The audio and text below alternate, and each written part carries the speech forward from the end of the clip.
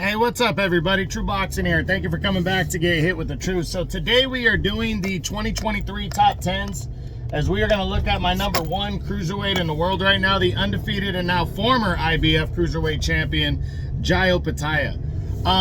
Before we get into that, if you could smash the like button, leave a comment, or subscribe to the channel, I really do appreciate any and all support that I can get as I continue to build my channel here. So Opetaia entered the year number one. He holds that spot down. He's 28 years old.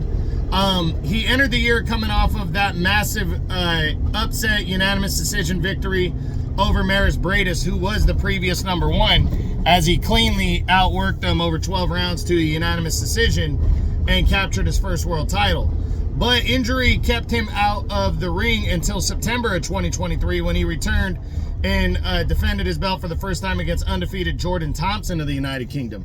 He dominated the 6'6" Thompson, stopping him in only 4 rounds to keep his belt. Then he signed on for, well, he was supposed to make a mandatory defense against Briedis in a rematch.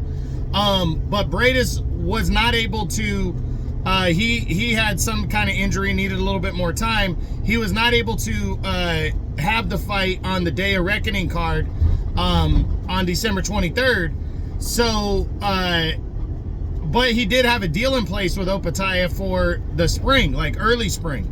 And so Opetaia decided to go forward because of the payday he was getting with the Day of Reckoning card, and he was set to defend against undefeated Elizoro from the United Kingdom, another guy not known at all and wasn't even ranked by the IBF. Now, the IBF, instead of just saying this is not a title fight, you know, they would strip Opetaia for staying in this fight, and Opetaia would go on to destroy Elizoro in only 1 round, knocked him out right at the end of the first round, and stayed undefeated.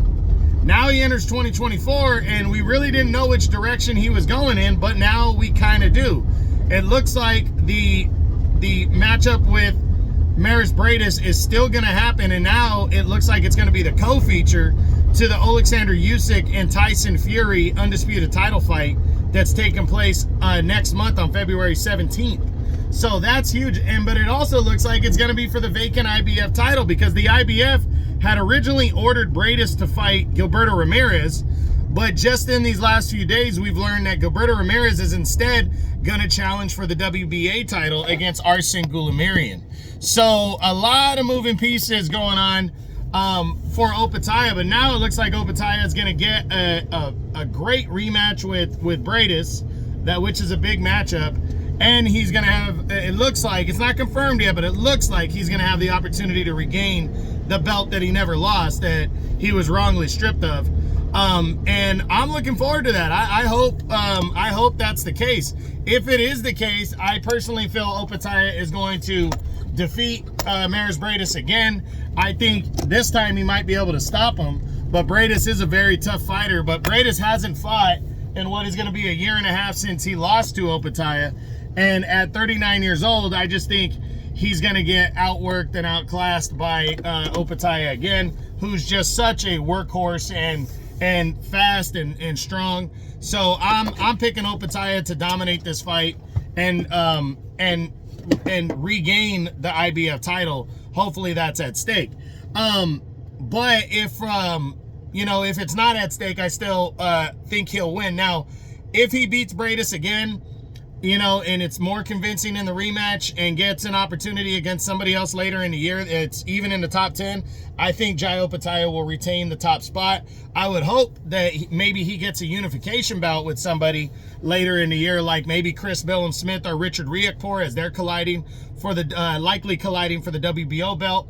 But you also got Gilberto Ramirez and Arsene Goulamirian colliding for the WBA title, and we don't yet know what the WBC champion Noel Gavor is going to do. But I really think the cruiserweight division, now we're going to do the state of the cruiserweight division here. The cruiserweight division is kind of open for someone to truly take over. Like, Opetaia is your lineal guy because he dominated Mairis Briedis, but Opetaia can fully take over and dominate by fighting some of the other guys. And the fact that he's tied with the people out in Saudi Arabia to these big deals and big contracts, that makes him a more attractive fight and makes a fight with him over in Saudi Arabia, bigger, to be able to unify belts and do stuff like that. So I'm really looking forward to seeing what Jai Opetaia does and who he faces after Bradis, but he's got to get through Bradis first. But I think if he gets through Bradis with flying colors, I really do think unification could be in his future, and it should be, and then that'll really make him take off. So we'll see what happens. But again, the Cruiserweight division, with the turnover now, with Noel Gavor and Chris Billum-Smith crowning themselves new champions, with Gilberto Ramirez fighting Arsene Goulamirian, I think we're going to see the titles go on the line a lot more. I think each title's probably going to get 2 championship fights this year. Again, maybe we'll get unification. I hope we do. And you still have some game veterans there, but you got some good, not necessarily younger, kind of younger, but just newer faces like Richard Riakporhe, and like I said, Chris Billum-Smith, and Noel Gavor finally kind of getting his moment in the sun. Lawrence Okoli, Junior Dorticos, Mateusz Masternak, guys like that have to battle back if they want, performances, if they want to get into the top 10. And, Arsene Goulamirian, if he really wants to establish himself, he has to beat Gilberto Ramirez. So a lot of opportunities are here. It looks like a lot of big fights at Cruiserweight, and I'm really looking forward to seeing it. So that's it. That's what I got. That's my 2023 top 10s as I finish up the Cruiserweight division with my #1 Cruiserweight in the world right now, the undefeated and former IBF Cruiserweight champ, Jai Opetaia, and I also did the state of the Cruiserweight division. So I hope you enjoyed the video. If you did, smash the like button, leave a comment, or subscribe to the channel. I appreciate any and all support. This is True Boxing. You've been hit with the truth.